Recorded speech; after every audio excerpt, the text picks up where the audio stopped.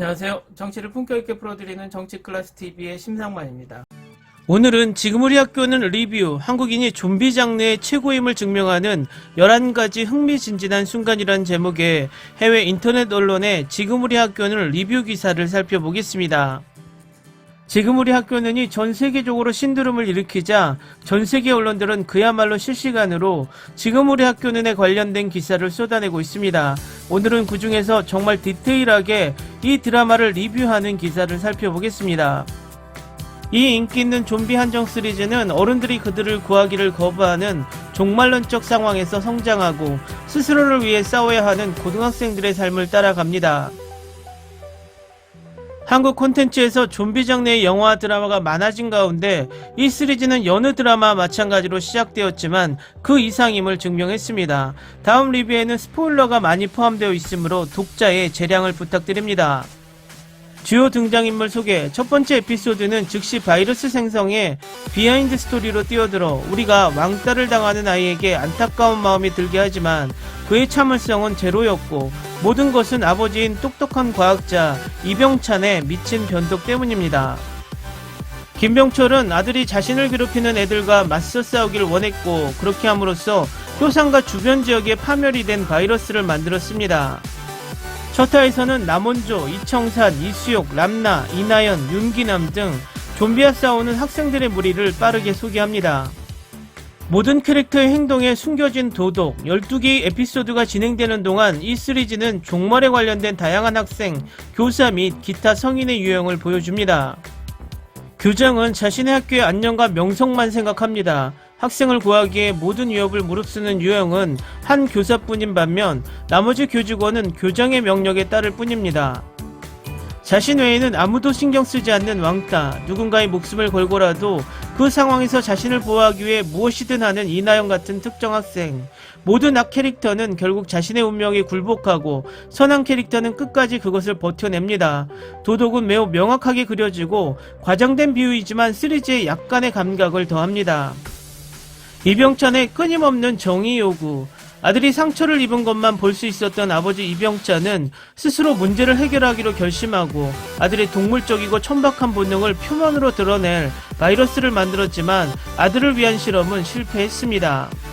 군중들에게 공포와 사륙의 물결을 일으킬 수 있었지만 그는 약자를 돕지 않을 세상은 구원받을 자격이 없다고 믿었기 때문에 괜찮았습니다. 정의에 대한 갈망이 너무 커서 민중이 겪은 파괴와 손실의 정도를 직접 눈으로 보기 전까지는 알 수 없었기에 그것을 깨달았을 때는 이미 때는 늦었습니다. 코믹 릴리프. 진지하게 감정적인 순간에 어떤 캐릭터는 코믹함을 주는 포즈를 선택했고 우리에게 딱 필요한 것이었습니다. 양대수와 정우진은 절친한 친구로 시청자들에게 배꼽 잡으며 박장대소를 즐길 수 있는 코믹한 장면을 많이 선사했습니다. 마찬가지로 송재익과 남용필이 두 아기를 바이크에 태우고 좀비들로부터 탈출하려 하는 모습은 솔직히 후반부 최고의 장면입니다. 생존을 위한 싸움, 자신의 상황을 이해하려 애쓰는 동안 청산과 수혁은 살아남은 멤버 그룹을 책임집니다.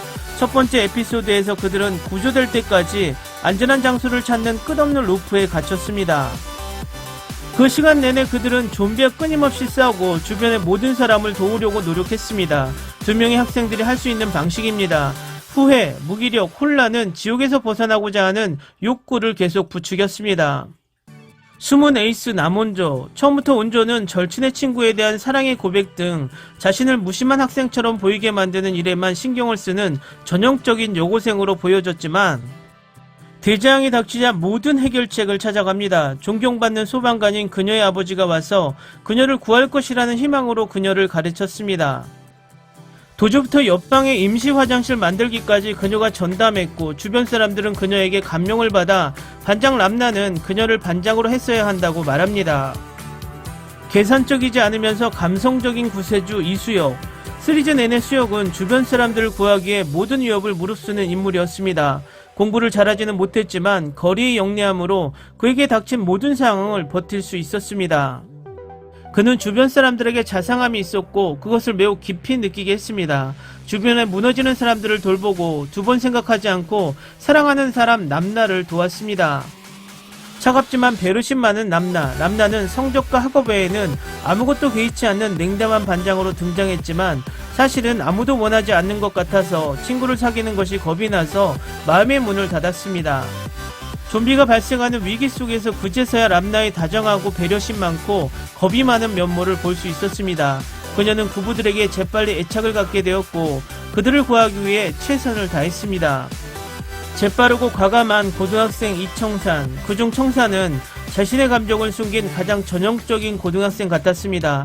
좋아하는 사람이 다른 사람을 좋아한다는 사실에 짜증이 났고 주변 사람들을 잃는데 무너져 내렸고 자신의 운명에 달려가는 것에 대한 두려움이 드라마 내내 얼굴에서 온갖 색색의 감정을 볼 수 있었습니다. 그 역시 주변 사람들을 살리기 위해 애쓰며 사랑하는 사람을 위해 자신을 희생했습니다. 수많은 절망, 항상 가슴을 뭉클하게 했던 이 시리즈의 한 측면은 청산과 학생들이 어머니와 가장 친한 친구를 좀비로 보는 것과 같은 방식으로 가장 친한 친구와 아버지를 잃은 온조에게 완전히 무력감을 느끼는 여러 절망이었습니다. 나머지 사람들도 비슷한 절망에 직면하여 탈출과 자유에 대한 필요성이 더욱 절박해졌습니다. 결말, 시리즈와 함께해야 할 유일한 문제는 결말입니다. 청산, 남나, 우진 등이 모두 사라진 뒤에도 모든 것이 원래대로 돌아갈 것 같았지만 분명 남나가 주변에 있었고 그녀가 초능력으로 다른 좀비들을 모두 없애고 있다는 사실이 밝혀졌습니다. 그녀는 그녀 스스로 좀비로 변하는 것을 통제할 수 있도록 만들었지만 때때로 좀비 본능이 그녀를 지배하게 하기 위해 나타났습니다. 그녀는 강했고 마음속에 한 가지 목적이 있었습니다. 남은 질문은 이것이 두 번째 시즌을 필요로 하는가? 초능력은 남나뿐인가? 효상과 다른 동네는 영원히 좀비에 시달릴 것인가? 너무 많은 질문이 머리에 헤엄을 치고 있지만 당신은 확실하고 논리적인 대답이 있습니까? 리뷰 기사 잘 보셨나요? 지금까지 볼 리뷰 기사 중 개인적인 생각이지만 가장 잘 정리된 기사 같습니다. 드라마를 보고 우리가 느꼈던 또 그리고 궁금했던 의문들을 잘 풀어서 이 드라마의 장점과 단점을 객관적으로 잘 전달하는 리뷰 기사 같습니다. 지금 흥행 속도를 보면 이 드라마는 시즌2가 나올 확률이 높은 것 같습니다.